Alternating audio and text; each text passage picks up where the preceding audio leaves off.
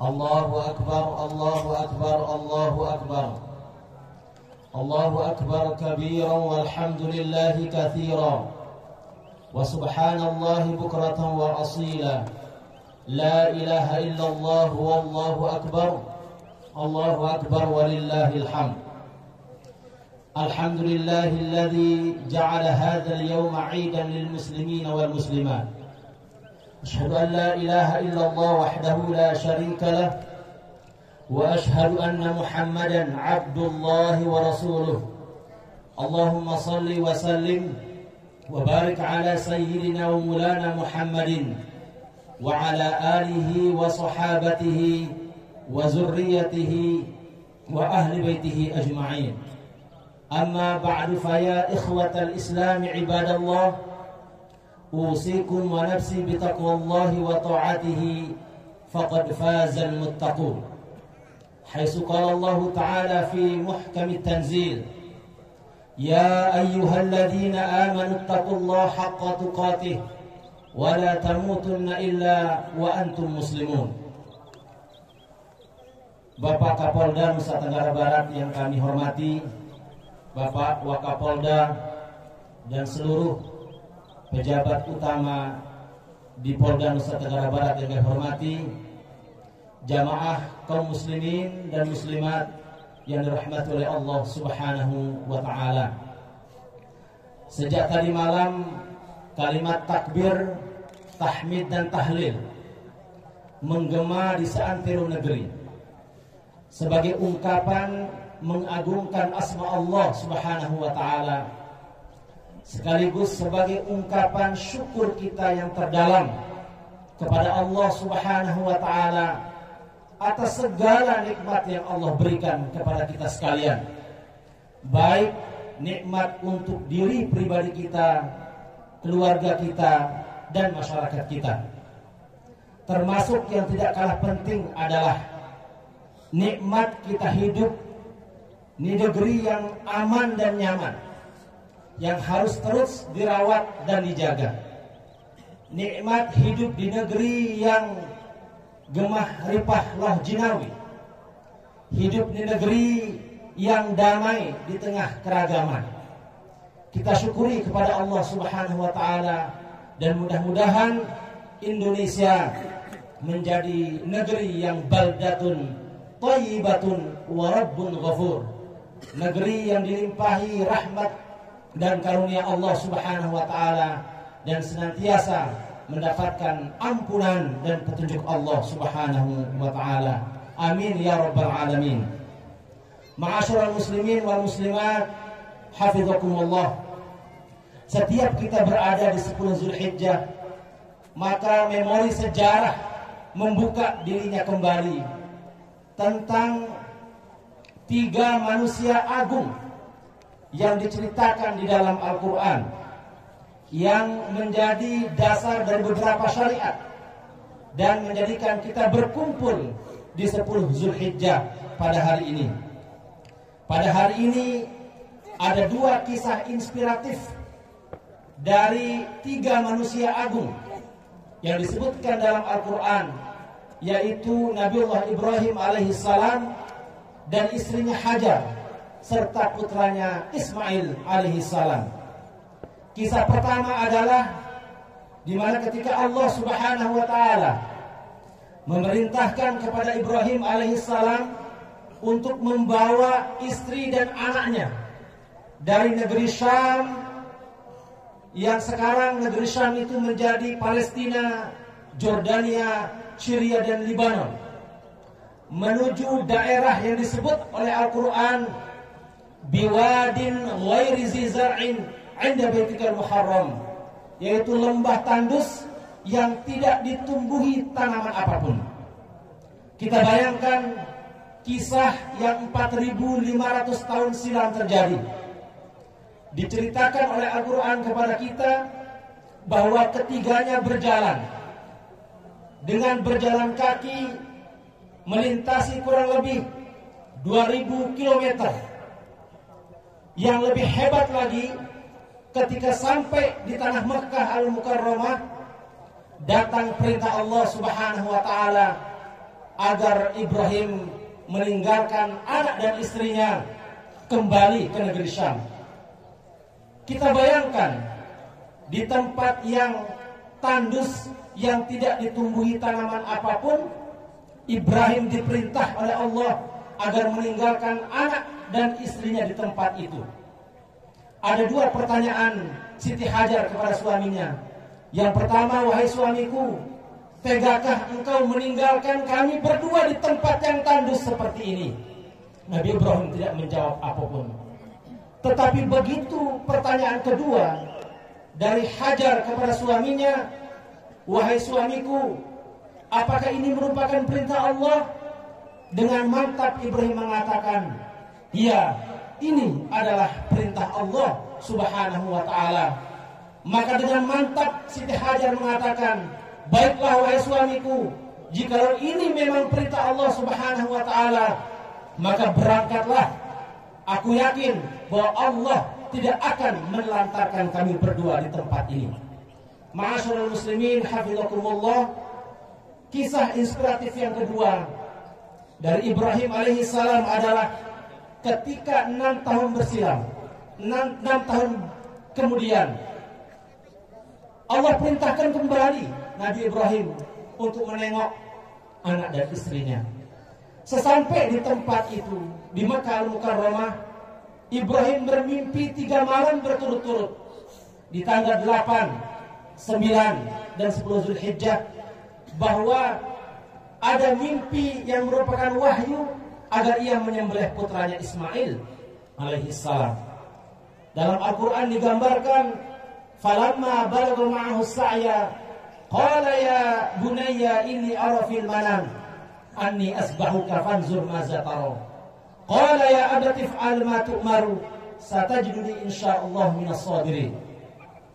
Ketika Ismail berusia kira-kira ia mampu bekerja bersama bapaknya, para mu'arrikhin mengatakan usianya 7 tahun. Ibrahim berkata kepada anaknya, wahai anakku, aku bermimpi bahwa aku diperintah menyembahmu, menyembelihmu. Bagaimana menurutmu? Ismail yang masih kecil menjawab, wahai bapakku, kerjakanlah apa yang diperintahkan kepadamu, niscaya engkau akan mendapatiku sebagai orang-orang yang bersabar. Jamaah kaum muslimin hafizakumullah, segmen sejarah di dalam Al-Quran dari 2 kisah yang inspiratif yang diceritakan tentang Ibrahim alaihissalam dan Ismail ini tentu memberikan pelajaran dan hikmah kepada kita sekalian. Yang pertama, bahwa keberhasilan keluarga Ibrahim alaihissalam dalam menjalankan perintah Allah Subhanahu wa ta'ala yang sungguh berat dirasakan, sesungguhnya tidak lepas dari keyakinan dan penghayatan yang dalam tentang ungkapan inna lillahi wa inna ilaihi raji'un. Sesungguhnya kami adalah milik Allah dan akan kembali kepada Allah Subhanahu wa ta'ala. Ibrahim sadar bahwa Hajar dan Ismail adalah istri dan anak yang sangat dicintainya. Tetapi karena perintah Allah melakukan perjalanan yang panjang, dilakukannya. Begitu juga Ibrahim sadar bahwa Ismail adalah putra yang sangat dicintainya. Tetapi karena perintah Allah untuk menyembelihnya, maka dilakukannya apa yang diperintah oleh Allah Subhanahu wa ta'ala. Dan yang pada akhirnya hikmah dari menjalankan perintah Allah dan keyakinan yang dalam dari inna lillahi wa inna ilaihi raji'un tadi, Allah gantikan Ismail alaihissalam dengan seekor kibas yang menjadi dasar syariat kita berkurban pada 10 Zulhijjah pada setiap tahunnya. Ma'asyiral muslimin hafizakumullah, yang kedua, hikmah dari 2 kisah inspiratif yang diceritakan Al-Quran tentang keluarga Ibrahim adalah sesungguhnya Ibrahim alaihissalam menjadi role model bagi eksistensi seorang bapak, seorang ayah hari ini. Ibrahim adalah tipikal orang tua yang sangat bertanggung jawab dan mencintai keluarganya, tetapi tetap menempatkan kecintaan kepada Allah di atas segalanya. Maka tentu pada hari ini kita harus belajar dari bagaimana nilai-nilai yang ditanamkan oleh Nabiullah Ibrahim alaihissalam. Ibrahim telah meletakkan dasar yang kuat dalam keluarganya, yaitu ketakwaan kepada Allah Subhanahu wa ta'ala, yang mudah-mudahan kita sebagai orang tua, sebagai ayah, sebagai bapak, sebagai pemimpin dalam keluarga tidak silap untuk menanamkan pondasi yang kuat dalam kehidupan kita, dalam kehidupan berkeluarga. Dan pondasi itu adalah agama, pondasi itu adalah nilai-nilai yang baik dalam kehidupan. Barangkali ketika anak masih berusia kecil, maka tidak sulit bagi orang tua menjaganya 100%. Tetapi ketika anak sudah beranjak dewasa dan beranjak remaja dan dewasa, maka penjagaan orang tua tidak lagi 100%. Maka pertanyaannya, siapa yang diharapkan untuk menjaga mereka di saat penjagaan orang tua tidak lagi 100%? Maka jawabannya adalah agama, jawabannya adalah nilai-nilai baik dalam keluarga.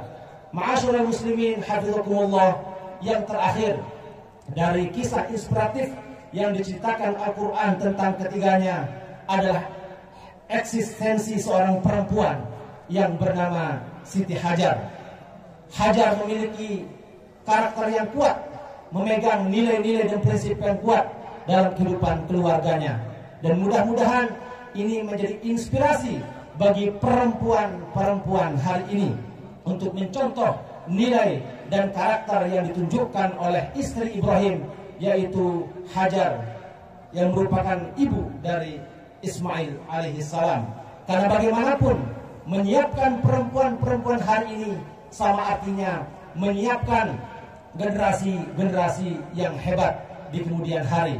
Kita teringat dengan satu syair dari Ahmad Syauqi mengatakan, al-ummu madrasatun iza a'dattaha a'datta jailan thaibal a'rab, bahwa seorang perempuan, seorang ibu itu adalah madrasah pertama, sekolah pertama bagi anak-anaknya. Apabila engkau menyiapkan perempuan-perempuan yang hebat, maka akan lahir padanya generasi-generasi yang tangguh di masa yang akan datang. Mudah-mudahan dengan berbagai macam cara Al-Quran memberikan kita pelajaran dan hikmah, kita dapat meresapinya dan menjalankan, mengimplementasikannya dalam kehidupan kita sehari-hari. Mudah-mudahan Allah Subhanahu wa ta'ala memberkahi pribadi kita dan keluarga kita, serta menganugerahkan kita sekalian kesehatan, umur yang panjang dalam taat kepada Allah, dan mudah-mudahan kehidupan kita bahagia, tidak saja di dunia tetapi juga bahagia di akhirat kelak. Amin ya rabbal alamin. Barakallahu li wa lakum fil Qur'anil azim, wa nafa'ani wa iyyakum bima fihi minal ayati wa zikril hakim, wa taqabbala minni wa minkum tilawatahu innahu huwas samiul alim. Aqulu qawli hadha wa astaghfirullahal azim li wa lakum wa lisairil muslimina wal muslimat fastaghfiruh innahu huwal ghafurur rahim. Bismillahirrahmanirrahim. Allahumma shalli ala sayyidina Muhammad wa ala ali sayyidina Muhammad. Alhamdulillah rabbil alamin. Alhamdulillahilladzi alafa baina qulubina fa asbahna bi ni'matihi ikhwana. Ashhadu an la ilaha illallah wahdahu la sharika lah wa ashhadu anna Muhammadan abduhu wa rasuluh. Allahumma shalli ala sayyidina Muhammad وعلى آله وأصحابه أجمعين. أما بعد فيا عباد الله اتقوا الله واعلموا أن الله تعالى أمركم بأمر بدأ فيه بنفسه وثنى بملائكته المسبحة بقدسه وثلث بكم أيها المؤمنون. فقال الله تعالى مخبرا عليما إن الله وملائكته يصلون على النبي يا أيها الذين آمنوا صلوا عليه وسلموا تسليما. اللهم صل على سيدنا محمد وعلى آله وأصحابه أجمعين، وارض اللهم عن الخلفاء الراشدين أئمة الأربعة أبي بكر وعمر وعثمان وعلي، وعن بقية الصحابة والتابعين وتابع التابعين، وعنا معهم برحمتك يا أكرم الأكرمين. اللهم اغفر للمسلمين والمسلمات والمؤمنين والمؤمنات الأحياء منهم والأموات إنك سميع قريب مجيب الدعوات يا قاضي الحاجات. اللهم ارزقنا السلامة والصحة والعافية في الدين والدنيا والآخرة. اللهم لا تدع لنا في مقامنا هذا ذنبا إلا غفرته، ولا عيبا إلا سترته، ولا هما إلا فرجته، ولا دينا إلا قضيته، ولا مريضا إلا شفيته، ولا ضالا إلا هديته، ولا حاجة من حوائج الدنيا والآخرة هي لك رضا إلا قضيتها ويسرتها يا رب العالمين. اللهم اجعل أولادنا أولادا صالحين محافظين للقرآن والسنة وفقهاء في الدين برحمتك يا أرحم الراحمين. ربنا تقبل منا إنك أنت السميع العليم، وتب علينا يا مولانا إنك أنت التواب الرحيم. ربنا آتنا في الدنيا حسنة وفي الآخرة حسنة وقنا عذاب النار. عباد الله، إن الله يأمر بالعدل والإحسان وإيتاء ذي القربى وينهى عن الفحشاء والمنكر والبغي يعظكم لعلكم تذكرون. فاذكروا الله يذكركم واشكروه على نعمه يزدكم ولذكر الله أكبر. والسلام عليكم ورحمة الله وبركاته.